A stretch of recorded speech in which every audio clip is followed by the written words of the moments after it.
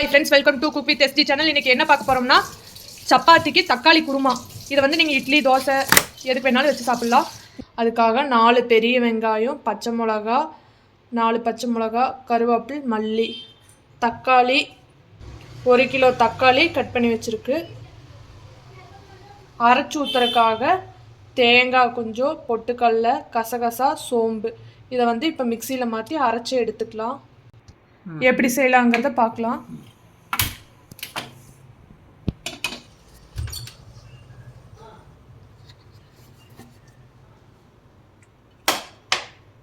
எண்ணெய்,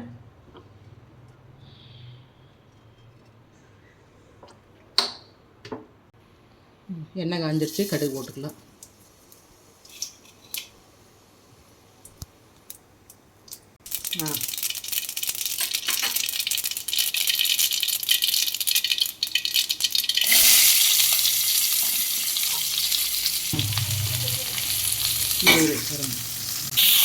நல்லா வெங்காயம் மிளகாயை நல்லா வணக்கி விட்டுக்கலாம். ரொம்ப வணக்கூடாது, கொஞ்சம் அளவுக்கு வணக்கிட்டு தக்காளி போடலாம்.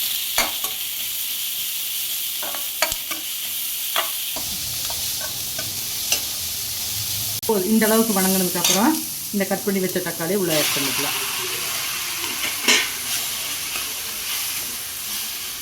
நல்லா வணக்கிடலாம்.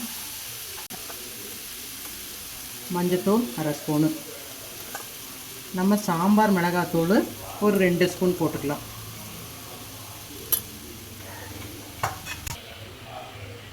கல்லுப்பு போட்டு அப்படியே நல்லா பெரட்டி விடல. தண்ணி ஊற்ற வேண்டாம், அப்படியே பெரட்டி விட்டு நம்ம அரைச்சிட்டு வந்து உள்ளே ஊற்றிக்கலாம்.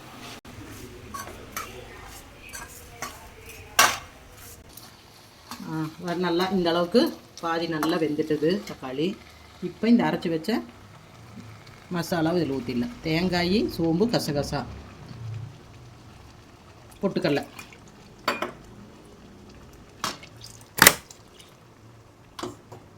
நல்லா கிளறி விட்டு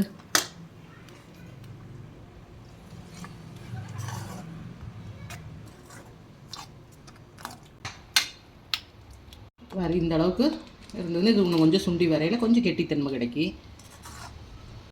இப்போது குழம்பு ரெடி ஆகிட்டுது. தக்காளி குருமா ரெடி. மல்லித்தழை போட்டு இறக்கிடலாம். சப்பாத்திக்கு நல்லா கிரேவி வரும், அருமையான கிரேவி, நல்லா இருக்குது. இதை வந்து நீங்கள் இட்லி, தோசை எதுக்கு வேணாலும் வச்சு சாப்பிட்லாம். இந்த மாதிரி வீட்டில் ஒரு டைம் செஞ்சு சாப்பிட்டு பார்த்துட்டு கமெண்ட்டில் சொல்லுங்கள். Thank you friends.